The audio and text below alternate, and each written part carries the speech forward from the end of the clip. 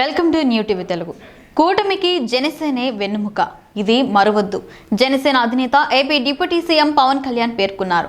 Janasena party తరఫున గెలిచిన ప్రజా ప్రతినిధులను సత్కరించిన జనసేన అధినేత AP deputy CM Pawan Kalyan అనంతరం కీలక వ్యాఖ్యలు చేశారు. జనసేన పోటీ చేసిన ప్రతి సీటును గెలిచిందని, ముంబైలో ఓ పెళ్లికి వెళ్తే అందరూ ఇదే విషయాన్ని అడిగారని కొనియాడారు. జనసేన 100% స్ట్రైక్ రేట్ అనేది దేశంలో ఒక కేస్ స్టడీ అయిందని, జనసేన విజయం గొప్ప విజయం అన్నారు.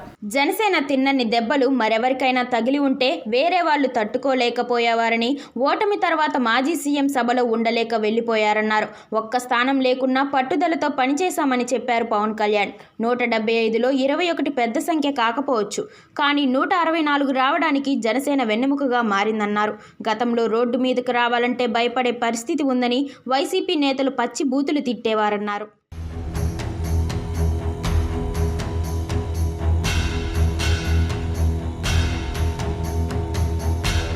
గతంలో సాక్షాత్తు ఓ ఎంపీనే సిఐడి కార్యాలయంలో కొట్టారని, అడ్డగోలు దోపిడీ గత ప్రభుత్వం హయాంలో జరిగిందని తెలిపారు.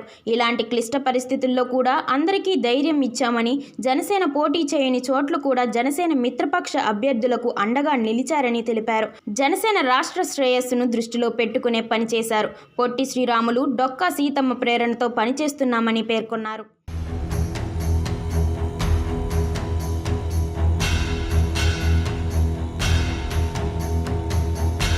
పదవులతో సంబంధం లేకుండా ప్రజల కోసం పనిచేస్తున్నామని, ప్రస్తుతం ప్రభుత్వంలో భాగస్వామిగా ఉన్నామన్నారు.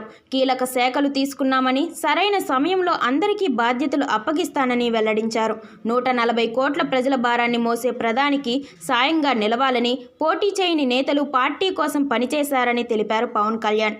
ఎంత సాధించినా ఒదిగి ఉండడం మంచిది, ఎన్ని స్థానాలు మనకున్నాయని కాదు, ఎంత బలంగా చేశామనేది ముఖ్యమన్నారు.